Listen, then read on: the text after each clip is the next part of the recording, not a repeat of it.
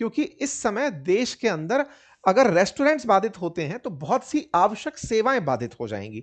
सरकार से लगातार गैस की सुविधाओं की मांग की जा रही थी। शुरुआत 5 मार्च से होना शुरू हुई थी, जब गैस की रेशनिंग गुजरात के अंदर सबसे पहले देखी गई थी, गैस सप्लाई रोकी गई थी। साथियों, यह मामला पैदा कैसे हुआ? पैदा हुआ स्ट्रेट ऑफ हॉर्मुज के बाधित होने के कारण।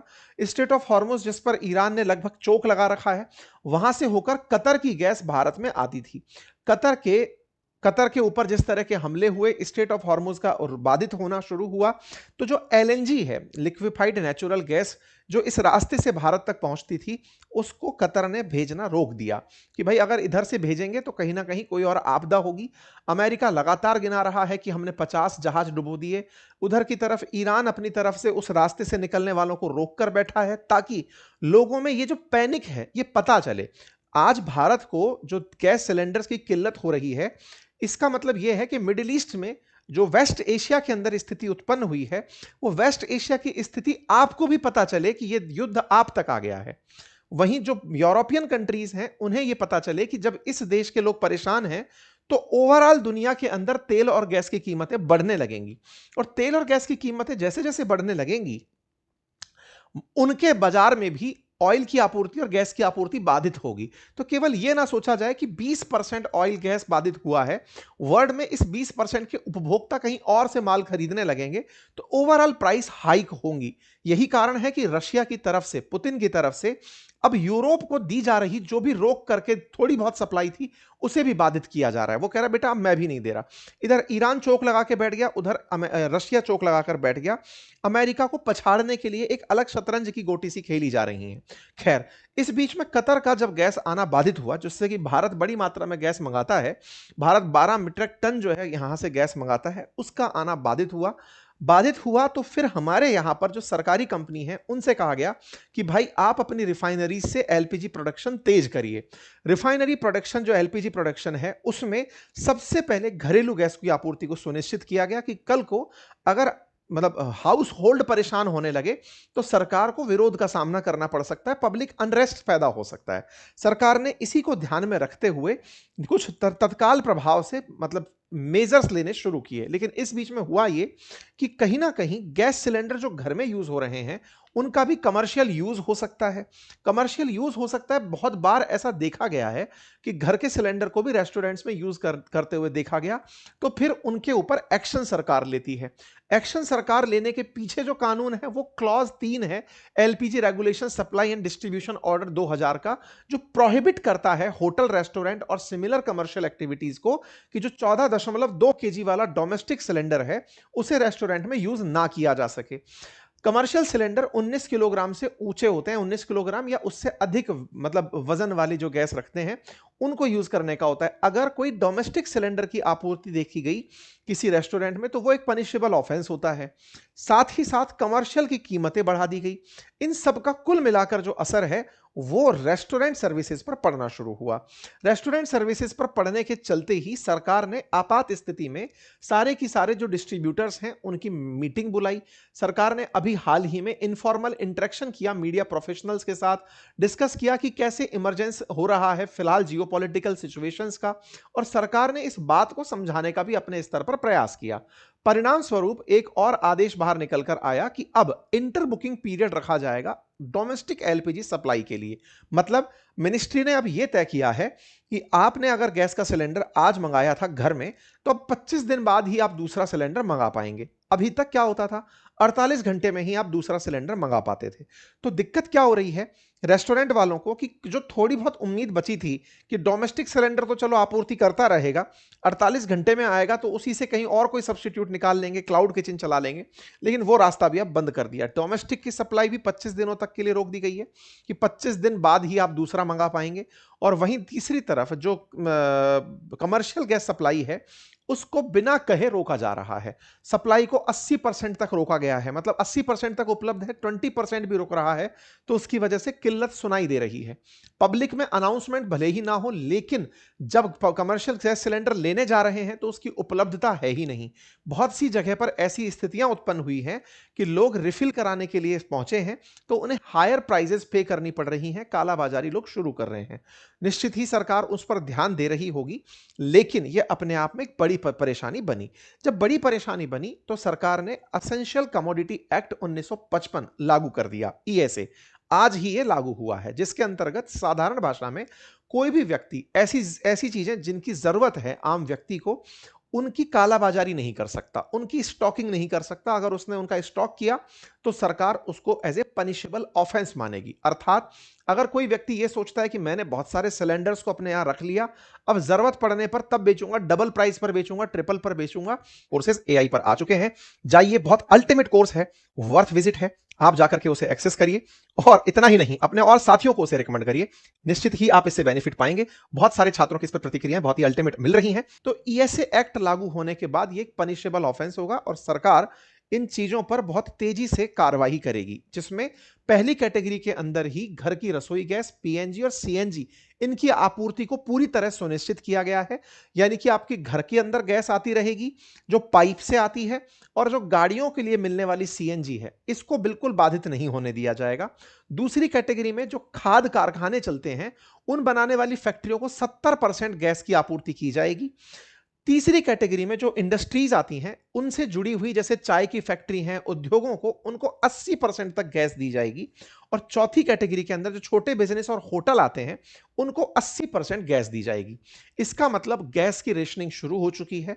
सरकार ने जो इंटर बुकिंग ऑप्शन रखा है कि घर के लोग भी 25 दिन बाद दूसरा सिलेंडर मंगा पाएंगे, यह स्थिति दर्शाती है कि मिडिल ईस्ट से उत्पन्न हुई दिक्कतें अब हम तक आ चुकी हैं, वेस्ट एशिया से उत्पन्न हुई दिक्कतें अब हम तक आ चुकी हैं। 70 पर मतलब ये एक बहुत बड़ा मामला है जो आपको निकल के सामने आ रहा है। लेकिन इसी बीच में रेस्टोरेंट से जुड़ा एक मामला और बाहर निकल कर आया, और वो क्या है साथियों, 70,000 करोड़ के फेक बिलिंग रैकेट का पता चला है, जिसके चलते हमारे देश के अंदर जो होटल इंडस्ट्री है, उस पर बहुत तेजी से कार्रवाई इनकम टैक्स विभाग कर रहा है। हेडलाइन बन रही है 70,000 करोड़ की फेक बिरयानी बिलिंग प्रॉम्प्ट का। हुआ क्या, हैदराबादी बिरयानी आप अगर जानते हैं तो बेहतर है, अदरवाइज हैदराबाद की एक अपनी डिश है हैदराबादी बिरयानी, जो आजकल हर जगह हैदराबादी के नाम से मिल रही है। उसकी कहीं किसी शॉप पर एक रेड होती है, सरकार जांच करती है और पता चलता है कि उस व्यक्ति ने जो बिल शो किए हैं, उस बिल में कुछ हेर फेर कर रखी है। हेर फेर को जब सरकार के अधिकारी चेक करते हैं तो पता चलता है कि बिल तो सही तरीके से बनकर आता है, लेकिन जो मालिक है जिसको बिल भविष्य के लिए सुरक्षित रखना है ताकि वो उस पर टैक्स चुका सके, इनकम टैक्स चुका सके, जीएसटी चुका सके, उसके पास एक बटन है, और वो बटन है एक डेटा एंट्री को डिलीट करने का। कौन सी डेटा एंट्री को? कोई सी भी प्रकार की डेटा एंट्री की। एक महीने में जो सेल हुई, मान लीजिए कैश के थ्रू कोई सेल हुई थी, उसने एक क्लिक दबाया, कैश एंट्री पूरी तरह साफ। अच्छा, कैश की ट्रेल मिलती नहीं है, क्योंकि आपने जब पेमेंट लिया था उस समय आपने जो भी बिल बनाकर दिया, तो कर्मचारी ने अपनी तरफ से तो सारा काम किया, लेकिन उस होटल के ऑनर ने, जिसके पास लॉगिन है उस एप्लीकेशन का, उस आदमी ने टैक्स ना चुकाना पड़े तो पिछली बिलिंग पूरी डिलीट मार दी। जब यह बात पता चली तो चेक किया गया कि यह कोई ऐप एक है जिसमें ऐसा हो रहा है, या इस देश के बहुत से होटल वाले ये कर रहे हैं। तो पता चला अहमदाबाद के एक एप्लीकेशन का, जिसका नाम है पेट पूजा एप्लीकेशन, जो हमारे देश के रेस्टोरेंट्स के लिए एप्लीकेशन प्रोवाइड करता है।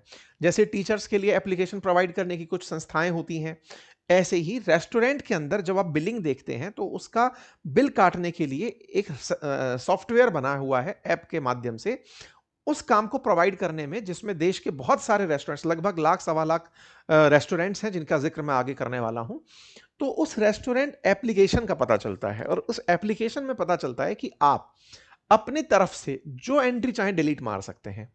फायदा फायदा ये कि आपका पैसा तो आपके पास आया, लेकिन अब अगर सरकार को पूछना पड़े कि बताओ भाई कितने का माल बिका, तो आपकी कोई आंसरेबिलिटी नहीं है, अकाउंटेबिलिटी नहीं है। आप चाहें तो बताएं, अदरवाइज छोड़ के निकल जाएं। कुछ वैसा हुआ। जब इसकी वैल्यू चेक की गई कि ऐसा करके कितने हजार करोड़ का सरकार को चूना लगा दिया गया, तो पता चला 70,000 करोड़ का रकम ऐसा है जिस पर टैक्स ही पे नहीं किया गया है। तो ये अपने आप में होटल्स में एक इन दिनों इनकम टैक्स विभाग के द्वारा रेड का बड़ा बड़ा कारण बन रहा है। इनकम टैक्स विभाग के द्वारा बड़े बड़े रेस्टोरेंट चेन्स में इस बात का ही रेड मारा जा रहा है कि भैया तुम्हारी एंट्रीज दिखाओ। महीने महीने भर की कई बार कैश एंट्री गायब है। रेस्टोरेंट पर यह संभव नहीं है कि कोई व्यक्ति कैश में कोई सामान ना खरीदे। आप बना रहे हो तब तक तो सबको बिल कट रहे हैं, लेकिन बाद में आप उस एंट्री को डिलीट कर दे रहे हो। तो यह एक अपने आप में देश भर की बड़ी कार्रवाई का कारण बना। मामला हैदराबादी बिरयानी से शुरू हुआ था, लेकिन वो पूरे देश के अंदर जब फैलना शुरू हुआ तो यह जांच देश के 1.77 लाख रेस्टोरेंट, पौने 2 लाख रेस्टोरेंट तक पहुंची। और इस काम को करने के लिए इनकम टैक्स विभाग ने 60 टीबी की फाइल्स का ट्रांजैक्शन डेटा का पूरा एनालिसिस किया। एक बार में ही नहीं, 60 टीबी यानी कि डिफरेंट डिफरेंट ये जो एप्लीकेशन है इसका जो डेटा है उसको लिया और एनालाइज किया और पाया कि दिक्कत कहां आ रही है। और इसको करने में सरकार ने एआई की मदद ली, आर्टिफिशियल इंटेलिजेंस की मदद ली, और बकायदा उन्होंने ये चेक किया कि कैसे रेस्टोरेंट ग्राहकों के साथ मिले पैसे से टैक्स चुकाने में बचत कर ले रहे हैं। और वहीं से ये सारा की सारा खेल पकड़ में आना शुरू हुआ। तो होता क्या था ना यहां पे कि मतलब रेस्टोरेंट्स के अंदर जैसे मान लीजिए कि 2.43 लाख करोड़ का पिछले 5 साल के अंदर सेल हुआ। सेल जब हुआ तो उसके अंदर से लगभग 27% डेटा ऐसा था जिसको उड़ा दिया गया या उसकी बिक्री को कम दिखाया गया। ऐसा करने वाले देश के लगभग पौने 2 लाख रेस्टोरेंट्स थे।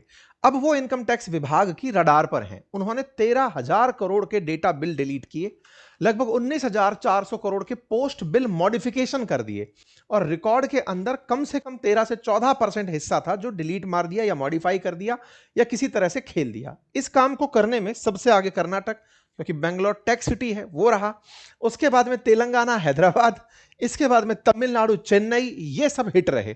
और इस काम को करने में बहुत सारे रेस्टोरेंट्स ने समझदारियों से काम किए। मतलब ये समझे कि ऑनलाइन जितना भी ट्रांजैक्शन आ रहा है तो उसे तो मिटाया जा नहीं सकता, तो उसे छेड़ा भी नहीं, लेकिन ऑफलाइन जो डेटा आ रहा है यानी जो कैश का डेटा आ रहा था उसकी चीजों को पहले बिलिंग के अंदर तो पूरा अच्छे से शामिल किया, महीने भर बाद उसके अंदर चेंज कर लिया। और जब 5-6 साल से ऐसा चल रहा है तो पकड़ में ना आने का कॉन्फिडेंस बढ़ गया।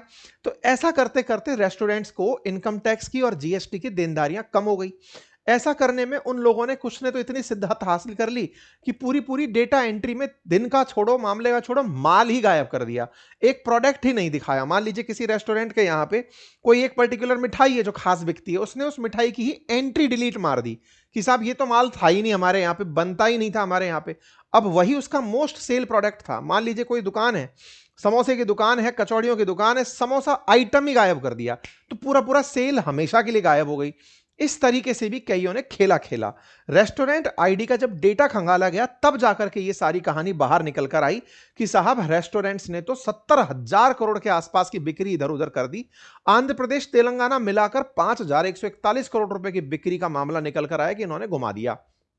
मतलब हर स्टेट के अंदर कहीं ना कोई प्रकार की जांच निकल कर आई। जब जांच शुरू होने लगी तो इसे डिजिटल फॉरेंसिक और एनालिटिक्स लैब के अंदर भेजा गया और फिर एक एक करके इन शहरों के अंदर जांच शुरू की गई। बाद में जब ये पूरा डेटा पता चला कि इस पूरे डेटा में कोई माल फंक्शनिंग है, तो फिर बोर्ड ऑफ डायरेक्टर टैक्सेस ने इसकी जांच पूरे देश में करने का आदेश दे दिया। ऐसे ही लखनऊ के अंदर प्रसिद्ध बॉम्बे पाव भाजी करके रेस्टोरेंट है, उसके ऊपर 7 करोड़ रुपए के कारोबार का पता चला कि साहब ये कारोबार तो बहुत करता है लेकिन दिखाता नहीं है। तमाम जगह पर इनकम टैक्स विभाग की रेड पड़ना शुरू हुई। हमारे शहर के अंदर भी कई जगह इनकम टैक्स की रेड पड़ी। आए दिन जहां आप देख रहे हैं वहां पर रेस्टोरेंट्स की खबरें आपको देखने को मिल रही हैं। Income tax department 62 restaurants 46 city के अंदर अब तक बड़े बड़े रेस्टोरेंट्स को, क्योंकि छोटे मोटे रेस्टोरेंट से ज्यादा टैक्स की वसूली भी ना हो पाए शायद, इसलिए पहले बड़े रेस्टोरेंट्स को टारगेट किया गया, उनकी बिलिंग्स को खंगाला जा रहा है और फिर उनके ऊपर जा करके जांच की जा रही है। इनकम टैक्स विभाग मतलब नेशन वाइड वेरिफिकेशन एक्सरसाइज कर रही है कि साहब ये लोग टर्नओवर कैसे बचा बचा करके निकल रहे हैं। इस पूरे खेल को करने में एक पीओएस मशीन का काम था जो पेट पूजा नाम से चल रही थी। ये एक स्मार्ट एंड्रॉइड एप्लीकेशन था जो क्लाउड आधारित रेस्टोरेंट मैनेजमेंट और बिलिंग सॉफ्टवेयर को टैक्स चोरी के कारण चर्चा में आया था। होता यह था कि ये अपने रेस्टोरेंट मैनेजमेंट सॉफ्टवेयर की मदद से बहुत सारे restaurants, cloud kitchen, cafe, bakery, इन सब के लिए एक इंटरनेट ना होने पर भी डेटा या एंट्री की जा सके, बिलिंग की जा सके, इस तरह का एक सॉफ्टवेयर उपलब्ध कराया था। 2011 में बनी एक कंपनी थी, अहमदाबाद की कंपनी थी। इस कंपनी में 1300 आदमी काम करते हैं, जो कि मतलब सॉफ्टवेयर कंपनी है। इसके साथ-साथ इन्होंने अपने ऐप में फीचर्स ऐसे दिए हुए थे कि अगर किसी रेस्टोरेंट को ज़ोमैटो या स्विगी जैसी जगह से कोई ऑर्डर मिल रहा है, तो वो ऑटोमैटिक उसी टैब में एंट्री कर जाएगा, इंटीग्रेट हो जाएगा। इन्वेंट्री कितना सामान उनके पास रखा है, आपको सब सामने के सामने दिखने लगेगा। 80 से अधिक रिपोर्ट्स इस ऐप के थ्रू निकाल सकते थे। क्यूआर आप सीट पर बैठ करके क्यूआर को देखकर क्यूआर कोड को देख करके सीधा ऑर्डर प्लेस कर सकते थे। ये तमाम जो फीचर इस ऐप ने दिए थे, उन्हीं फीचर्स में से एक फीचर था डेटा डिलीट करने का। उसका रेस्टोरेंट्स ने उपयोग किया और देश को 70,000 करोड़ का चूना लगा, क्योंकि देश को उस पर इनकम टैक्स और जीएसटी नहीं मिला। अब ये जो काम हुआ है, ये भी रेस्टोरेंट्स पर इन दिनों छापेमारी का कारण बन रहा है। तो मैं तो ये मान रहा हूं कि जो ये युद्ध हुआ है, इसमें एक तरफ तो सिलेंडर का ना मिलना और दूसरी तरफ टैक्स का ना भरना, संयुक्त रूप से प्रभाव उनके ऊपर पड़ जाएगा जो रेस्टोरेंट्स पर डिपेंडेंट हैं या फिर बाहर के खाने पर निर्भर हैं। कुल मिलाकर देश के अंदर हालात सामान्य हो, ये सबकी आवश्यकता है, लेकिन देश देश के नागरिक समय पर टैक्स चुकाते रहें, ये आम नागरिक की जिम्मेदारी है। खैर, आप इस विषय पर क्या सोचते हैं, अपनी राय जरूर कमेंट बॉक्स में दीजिए। चैनल पर नए हैं तो सब्सक्राइब कर लीजिए। फिलहाल के लिए इतना ही। और जो हमारे एआई मास्टरी कोर्स के अंदर साथी एनरोल करना चाहते हैं, हमारा ऑफर खत्म हो चुका है। जो लोग ऑलरेडी एनरोल कर चुके हैं, वो लोग जाकर के अपने कम्युनिटी वाले ऑप्शन पर नोटिफिकेशंस में इंतजार में रहें। आपको वहां पर जो डेटा डाउट क्लास है उसका लॉगिन और उसकी एंट्री जानकारी मिल जाएगी। धन्यवाद साहब।